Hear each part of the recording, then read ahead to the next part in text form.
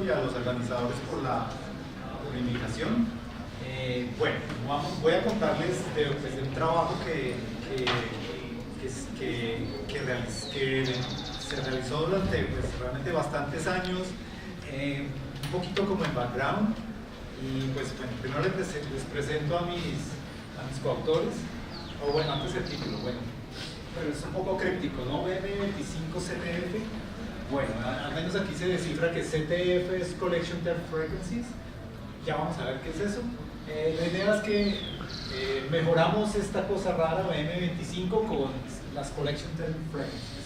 Bueno, y hoy pues vamos a aprender qué fue ese modelo que logramos hacer.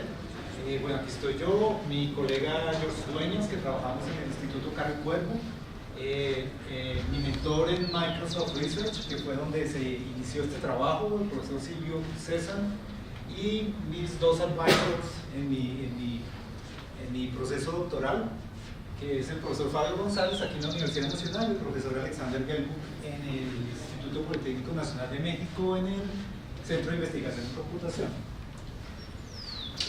Bueno, como ya Pacho les contó, yo vengo del Instituto Carlos Cuervo, la Casa de las Palabras. Entonces, pues bueno, aquí yo creo que la palabra más frecuente de todos mis artículos es palabra. Entonces, pues creo que estoy en la casa que es, a pesar de que no manejo las palabras como la mayoría de mis colegas los hacen allá, ¿no? Básicamente en el Instituto Carlos Cuervo hay como dos grandes divisiones de las áreas de investigación, lo de lingüística y la parte de literatura. Hablan sobre español en Colombia, español como lengua extranjera, lenguas indígenas, estudian lexicografía, fonología, y en este pedacito estamos nosotros, en la lingüística de corpus y computacional. Y bueno, está en la parte de literatura, que trabaja en literatura comparada, memoria y crónica, libro en Colombia. Bueno, entonces, bueno, de ahí vengo yo, estamos de cumpleaños, cumplimos 75 años, bueno, cumplieron ellos, yo cumplo como solo 3 años con ellos. Bueno, aquí quería contarles un poquito la historia de este trabajo. Primero les empecé contando que llevo mucho tiempo con este artículo, y me identifiqué mucho cuando Francisco mostraba el proceso de dar vueltas hasta que le acepten uno el artículo. Pues sí, esta fue la misma historia. Yo empecé en el 2012, estuve en Microsoft Research, y pues allá surgió la motivación de este trabajo. Algo que me dijo mi mentor Silvio el primer día, y que yo no entendí en ese momento, pero luego lo entendí muy bien, me decía: mira, es que yo soy más difícil como coautor que como revisor. Bueno, ¿qué es eso? Pues ¿qué pasó? Cuando ya estaba terminando mi pasantía, pues hice un borrador y lo envié a esta conferencia, SIG-IR, que es una de las conferencias o la conferencia más importante en recuperación de información en computación. Bueno, apenas yo se lo mostré a él y dijo: bueno, sí, mándelo, pero luego le pegó una buena revisada y básicamente retiró el artículo. O sea, no pasé ni la revisión de mi coautor. Bueno, el siguiente año, era un artículo corto. Luego dije: bueno, pues trabajé 2 fines de semana para hacer ese artículo mejor y satisfacer a mi coautor, y lo mandé el siguiente año a la misma conferencia, ya en un formato largo. Empezó a crecer y rechazado. Muchos comentarios. Bueno, y yo pues tratando de hacerme doctor por otro lado, con otro tema, y decidí enviarlo a Information Sciences en el 2015, y rechazado, con todos los comentarios que habían dado los revisores de SIG-IR.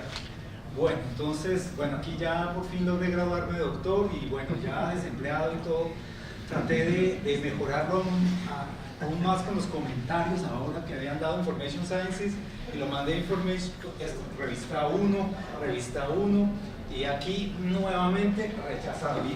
Y básicamente el artículo ya estaba yendo por el orden de 30 páginas, yo, con todos los comentarios acumulados. Y bueno, y los comentarios de mis advisors. Bueno, finalmente yo casi había renunciado a ese artículo, y finalmente en el Instituto Carlos Cuervo, con mi colega George Dueñas, pues nos motivamos a revisarlo nuevamente y coger ese artículo y quitarle realmente tantas cosas que le habíamos metido, que nos habían sugerido los revisores, y tratamos de dejar lo importante, y quedó un artículo mucho más corto de 12 páginas, y por fin quedó aceptado en un journal de categoría A1, y pues bueno, y logramos pues también un buen logro para nuestro grupo, pues porque es el primer artículo A1 categorizado por conciencias que tenemos en nuestro grupo. Entonces bueno, esa es esa historia tan larga de ese artículo, y pues bueno, ahora sí, ¿qué contiene eso? Bueno, si quieren ver esos slides, entonces en esta dirección lo consiguen, igual va a aparecer esta dirección en todos los slides arriba, por si no lo alcanzan a copiar. Y el artículo está en esta otra, entonces, pero si ya consiguieron la de los slides, consiguen la del artículo, por lo menos de un preprint, pues porque ustedes saben que pues, bueno, toca pagar para conseguir el otro o ir a un sitio misterioso para poderlo bajar. Entonces bueno, aquí está la dirección. Bueno, entonces la agenda para hoy, me gasté 5 minutos. Ok, vamos a hablar un poquito pues para los conceptos que debemos entender para entender qué es este trabajo, que son básicamente estas tres siglas, que es TF, que es Term Frequency, frecuencia de términos, IDF, frecuencia inversa de documento, y BM25, que, bueno, luego les cuento que es BM25. Nuestra pregunta de investigación, ¿cómo hacemos con las Collection Term Frequencies, que también vamos a ver qué es esto, para mejorar, para mejorar BM25? Básicamente propusimos dos cosas, que fue una mejora de TF, que es la primera cosa que vamos a ver, luego una mejora para IDF utilizando las CTF, las Collection Term Frequencies. Y luego, pues bueno, ¿cómo lo validamos? Nos dimos cuenta que tal vez habíamos encontrado algo funcional. Bueno, entonces, bueno, aprendamos el concepto de TF y IDF. Bueno, TF y IDF es un modelo en el que sirve como para identificar en una colección de documentos cuáles son como las palabras importantes que como que representan cada uno de esos documentos en una colección. Entonces, es un modelo que ya lleva mucho tiempo, se propuso desde los años 70 y fue como de manera empírica. Básicamente se compone de dos partes, un componente local al documento y un componente global a la colección. Entonces la idea es darle un peso a cada una de las palabras de la colección. Entonces la idea es que debemos combinar como qué tanto una palabra ocurre en un documento y en cuántos documentos ocurre también esa palabra en la colección. Entonces, por ejemplo, si uno tiene un documento sobre malaria en una colección de artículos científicos, pues palabras como malaria y mosquito ocurren muchas veces en el documento, ¿cierto? Y eso es una buena seña de qué se trata el documento. Entonces, esa es el term frequency. Simplemente cuáles son las palabras que son más frecuentes en el documento. Pero no siempre las palabras más frecuentes de un documento son las que nos dicen de qué habla el documento, porque también tenemos palabras que pueden ser muy frecuentes, como los verbos auxiliares, que ocurren muchas veces, pero que no significan nada, realmente no nos dan información. Entonces, la idea es combinarlo con el Inverse Document Frequency, que es saber, bueno, por ejemplo, malaria y mosquito, ¿en cuántos documentos en la colección existen? Entonces, pues la idea es que si tengo una colección, digamos, amplia sobre temas de ciencias naturales, pues solamente en algunos documentos ocurrirán las palabras malaria y mosquito, ¿cierto? Pero esas otras palabras, como las palabras funcionales o los artículos y las preposiciones, básicamente ocurren en todos los documentos. Entonces, si una palabra ocurre en todos los documentos, pues no es muy informativa, pero si ocurre en poquitos, sí es informativa. Entonces, la idea de TF y DF es combinar esa noción de las palabras frecuentes de un documento y raras en la colección. Bueno, esa es la idea. Realmente es una formulación muy sencilla, que bueno, yo creo que eso no pasemos a los detalles de eso. Básicamente es una función inversa, entre más documentos ocurra la palabra, pues menor es el peso informativo que tiene, ¿no? Y esa es la noción de IDF, y que la función de TF es que si ocurre mucho la palabra en un documento, entonces la función es es directa. Bueno, ahora que, bueno, y eso fue propuesto muy empíricamente. Bueno, BM25, ahora sí digamos, desarmamos ese acrónimo. BM significa Best Match, o sea, como el mejor acople, y 25 es el 25. O sea, básicamente, Robertson en los años 90 estaba buscando mejores formulaciones para esa función de recuperación que nos da los pesos de la importancia de las palabras en una colección.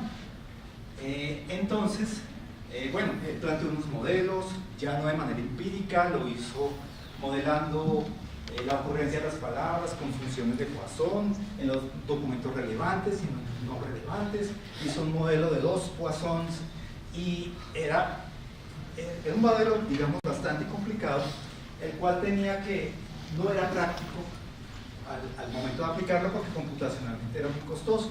Entonces, finalmente propuso una aproximación, una simplificación, y llegó a esta ecuación. Y este fue su intento número 25. Y en el intento 25 realmente consiguió con el mismo sistema de evaluación con el que estamos evaluando nuestro modelo y que luego lo vamos a ver. BM25 logró unos resultados muy buenos, que básicamente es un modelo muy sencillo, que, bueno, sencillo cuando es la aproximación, porque el modelo por detrás se supone que era complicado, o es complicado, y costoso computacionalmente. Bueno, pero entonces vamos a mirarlo rápido. Básicamente lo que él hizo es, o la aproximación a lo que llegó es que dejaba el componente IDF digamos, de la misma forma como se había formulado desde los años 70, y trabajaba sobre modificaciones sobre el componente TF. Le puso un factor de atenuación con un parámetro, este parámetro K1, que si básicamente el parámetro es un número muy grande, simplemente esto se vuelve TF. Y utilizó también otro parámetro, que es este parámetro B, con el cual normalizaba la importancia de las palabras con respecto a los largos de los documentos. Y pues bueno, ese factor básicamente trataba como de balancear la importancia de las palabras dependiendo del largo de los documentos. Digamos, eso está asociado con una cosa que se llama la hipótesis del largo de los documentos, que es una versión como muy simplificada de por qué un documento puede ser más largo que otro. Básicamente uno dice, bueno, pues porque unas personas en su manera de hablar son más verbosas al escribir y su prosa les resulta más larga.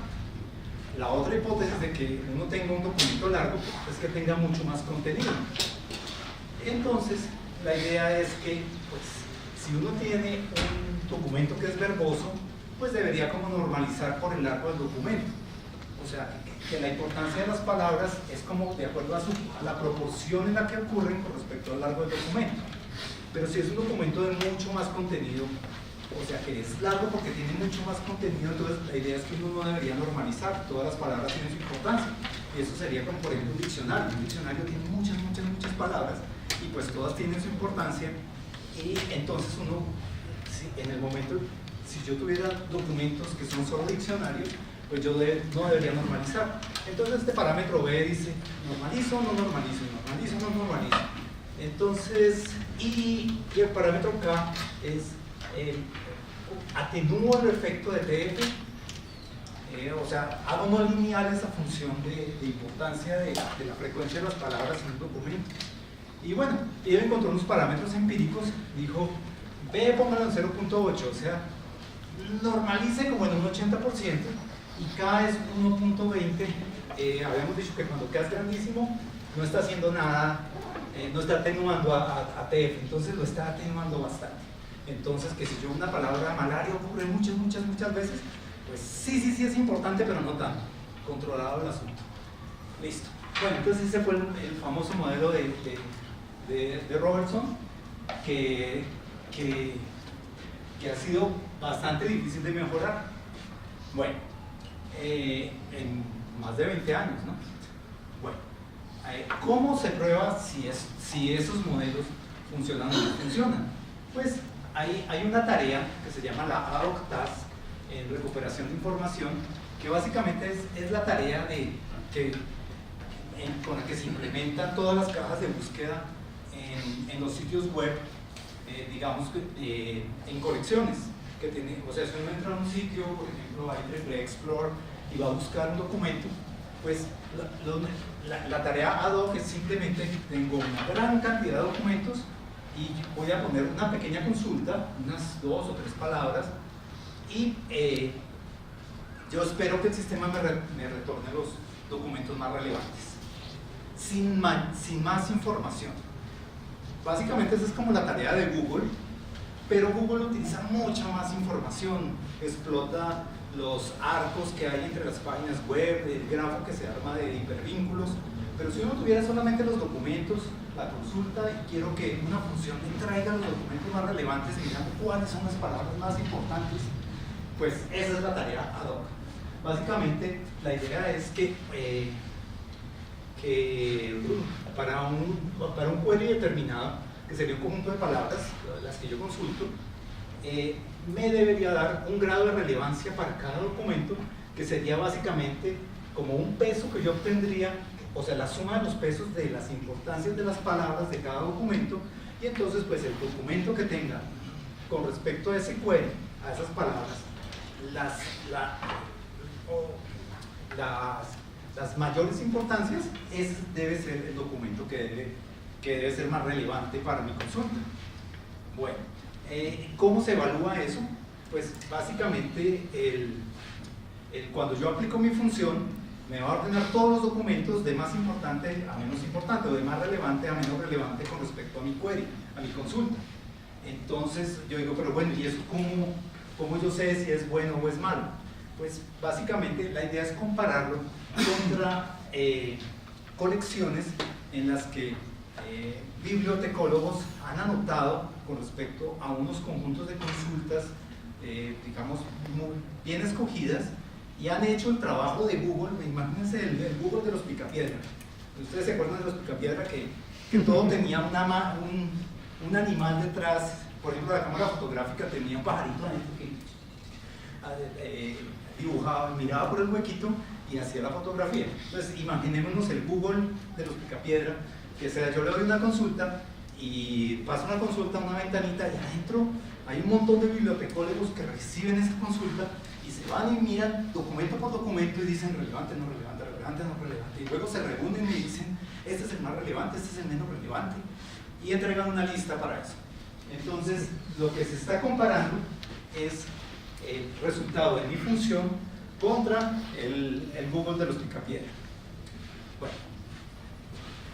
Y bueno, y las funciones, pues bueno, yo creo que no podemos entrar en detalles con ellas, pero ustedes se imaginan, son simplemente 2 rankings ordenados, y hay que comparar qué tan parecido está el resultado del Google de los Picapiedra con el de mi función.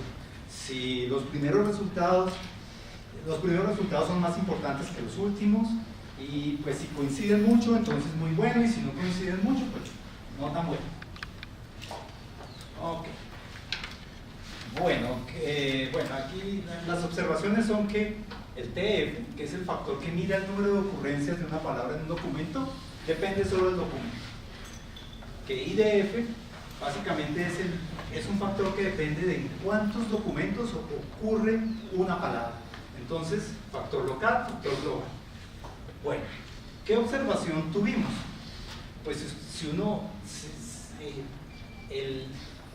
Esta otra estadística, que es la Collection Tail Frequency, es una estadística que realmente los lingüistas sí usan mucho, que es 5 minutos.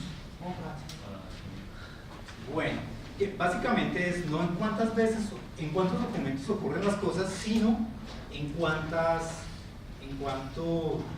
veces ocurre la palabra, pero en total. O sea, no en cuántos documentos, sino cuánta es la frecuencia total de la palabra. Y lo que veíamos era que pues muy pocos modelos de recuperación de información utiliza esa estadística, que de hecho TF y DF no lo hace y que BM25 tampoco lo hace. Entonces, ¿qué es lo que buscamos? Mantener la estructura de BM25 y solamente cambiar IDF y TF. Bueno, ¿cuál fue la metodología? Pues dijimos, bueno, vamos a observar esa estadística, la de la frecuencia de las palabras. Entonces, por ejemplo, tomamos un documento de una colección de estas que utilizan para las evaluaciones, cogimos un documento largo que tenía 10.000 palabras y dijimos, ok, miremos, por ejemplo, en ese documento la palabra policy y Bosnian ocurrían el mismo número de veces, 25 y 28. Entonces en el factor local no había más información que nos la diferenciara. Pero mirábamos las frecuencias en la colección, o sea, cuántas veces ocurría en total, y pues resulta que policy ocurría muchísimo más que Bosnian. Y así lo hicimos, busquemos solo palabras que ocurrían las mismas cantidades de veces, pero que tenían la mayor diferencia en su frecuencia total. Y pues nos dimos cuenta que aquellas que tenían mucho menor frecuencia eran palabras per se mucho más informativas. O sea, si ustedes se preguntan en este documento de qué se trataba, si uno miraba estas palabras, policy, issue, committee, take, end time, ¿de qué trata el documento? No tengo ni idea. Pero las que estaban distinguidas por una frecuencia baja de un CTF bajo, pues aquí es bien claro, Bosnia, UN, Yugoslavia, Holocausto, Atrocities, clarísimo de qué se trataba el documento. Entonces, wow, estamos ignorando CTF, pues no deberíamos ignorarlo. Bueno, como me gasté todo el tiempo contándoles historias, entonces no tenemos tiempo de ver pues, el modelo exacto que propusimos. La idea es simplemente hacer un estimado de la frecuencia con la que deberían ocurrir las palabras en un documento basado en CTF, en lo que conocemos de la frecuencia total del documento, y compararlo contra el observado, o sea, cuántas veces ocurrieron realmente, y hacer un factor que, digamos, mejorara, utilizara esa divergencia para mejorar la informatividad del factor TF. Bueno, hicimos lo mismo con IDF, que es en cuántos documentos ocurren las cosas, ocurren las palabras. Entonces dijimos, bueno, miremos palabras que ocurran más o menos en la misma cantidad de documentos, pero que difieran muchísimo en su frecuencia total en la colección. Entonces, por ejemplo, la palabra or o la palabra financial en esta colección que era la colección TREC 4 y 5, pues bueno, tiene muchísimos documentos, y pues nos dimos cuenta que lo mismo en esas palabras que ocurrían en muchos documentos, por ejemplo, or ocurría más de 1 millón de veces, pero financial en el total de ocurrencias de la palabra era mucho más bajo, pero ocurrían en el mismo número de documentos. Y bueno, buscamos más ejemplos y otra vez el mismo patrón. Si nosotros analizamos ahora sí la informatividad independiente fuera de contexto de las palabras, pues estas son palabras de muy poca información. Y, o sea, un documento que contenga la palabra years no nos dice nada sobre de lo que trata el documento, pero un documento que incluya la palabra industries, ya sabemos que por lo menos está relacionado con algo de ese tipo, ¿no? O financial, o London, o countries. Bueno, eso con las palabras que ocurren en muchos documentos, pero en el otro extremo, en las que ocurren en pocos documentos, pues volvimos y hicimos lo mismo. Entonces, miramos palabras que ocurrían, por ejemplo, en 30 documentos, Far West y Outspokenly, y comparábamos su CTF, y aquí sucedía lo contrario. Las que tenían mucha frecuencia aparentemente son mucho más informativas que las que no. Entonces, la idea fue utilizar esas 3 observaciones y plantear un modelo. Bueno, yo creo que lo tengo que saltar porque ahora sí que no quedó tiempo. básicamente pasábamos del BM25 al BM25 CTF, que era básicamente el IDF mejorado con las últimas dos observaciones que hicimos, viendo utilizando los factores CTF para darle mejor peso a aquellas palabras que considerábamos que, a pesar de que tenían ocurrían en el mismo número de documentos, el CTF nos daba pistas de cuáles podían ser más informativos que otros. Y lo mismo lo hicimos con el factor P. Y también cuidábamos que los valores de la formulación que hicimos, que los valores de IDF, de PIDF, y del booster TF y el booster IDF estuvieran dentro de los mismos rangos y cumplieran como las mismas propiedades de sumar lo mismo. Porque, por ejemplo, si uno suma todos los TFs, las frecuencias de las palabras en un documento, pues le da largo el documento. Entonces queríamos que nuestros boosted TFs también, al sumarlos, dieran el largo del documento. Bueno. Ok. ¿Qué encontramos? La idea era dejar los mismos parámetros del modelo de Robertson. Entonces, esta es una exploración en cuadrícula del parámetro B. ¿Se acuerdan que era el de normalizar, no normalizar? Y K1, el de atenuar o no atenuar los TFs. Y bueno, este es el BM25 estándar y este es nuestro BM25. Básicamente encontramos dos propiedades. Primero, que teníamos mejor rendimiento, digamos, en las medidas, por ejemplo, en la medida MAP, que era de las que comparaba el Google de los Picapiedra con los resultados de nuestra función. Y pues básicamente tenemos esta superficie más arriba, o sea, mejor rendimiento. Y lo otro era que la montañita no solamente era más alta, sino que era un poquito más plana.